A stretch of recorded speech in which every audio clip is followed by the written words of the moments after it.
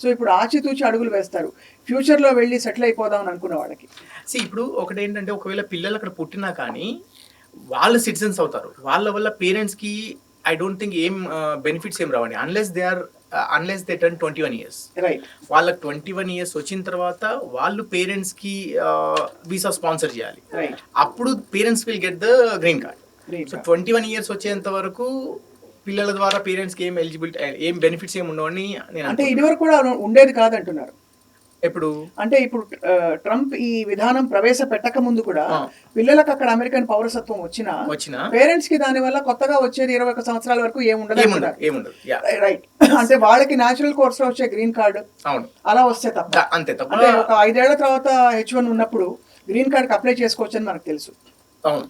Yeah right. So అయితే actually ఏంటంటే ఇప్పుడు మీరు ఒక స్టూడెంట్ కావచ్చు, ఒక H1 మీద వెళ్ళిన వాళ్ళు కావచ్చు, అక్కడికి వెళ్ళిన తర్వాత your employer will file the green card for you. అది ఆ గ్రీన్ కార్డ్ ప్రాసెస్ లో ఏంటంటే 3 స్టెప్స్ ఉంటాయి.